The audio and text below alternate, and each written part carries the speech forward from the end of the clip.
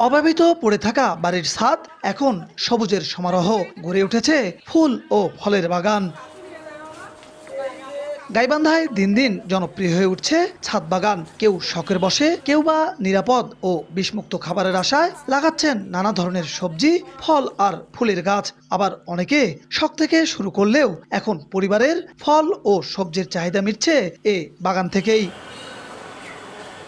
স্বাভাবিক জমির মতোই আম, মাল্টা, আনার, আপেল, জামরুল, লেবু, পেয়ারা, আখ, দেশি বিদেশি সব ফলেই হচ্ছে ছাদ বাগানে। শহরে যারা বসবাস করি আমাদের তো কৃষি জমির অনেক অভাব, তা আমরা তো আসলে মনের দিক থেকে অনেক শৌখিন, গাছপালা ভালোবাসি, তাই আমরা ছাদটাকেই কৃষি জমি হিসেবে ব্যবহার করি। এই বাগানে মনে করো আমরা ফুলের গাছ, ফলের গাছ, সবজি সবই চাষ করি। ছাদ বাগান থেকে আমি নগর জীবনের ব্যস্ততার মধ্যে যা মানুষ খাচ্ছে সব বিষাক্ত খাচ্ছে, বাট আমি এই ছাদ বাগান থেকে সব অর্গানিক পাচ্ছি। সব মিলে আমের চারা আমার কাছে 20টি আছে, এর মধ্যে 15টি ভ্যারাইটি, এছাড়া 4 ধরনের আনার রয়েছে, 5 ধরনের মালটা, 5 ধরনের কমলা। শখের বসে এবং সময় কাটানোর জন্য এই গাছ লাগিয়ে দেখা যায় যে ফলগুলো আসলে আমাদের পরিবারের ফলের চাহিদা মেটাচ্ছে। জেলার অধিকাংশ বাড়ির ছাদে এখন ছাদ বাগান গড়ে উঠছে।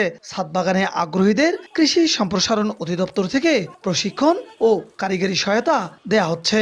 গাইবান্ধা জেলায় কৃষি অফিসের মাধ্যমে এবং জেলা অফিসের মাধ্যমে আমরা কৃষকদের ছাদ বাগানীদের উদ্বুদ্ধ করার চেষ্টা করছি, যাতে তারা ছাদ বাগান করে তাদের পরিবারের চাহিদা পূরণ করে এবং বাড়তি থাকলে তারা বিক্রি করার সুযোগ পাবে। গাইবান্ধার প্রায় 40% বাড়ির ছাদে এখন ছোট বড় ছাদ বাগান গড়ে উঠেছে।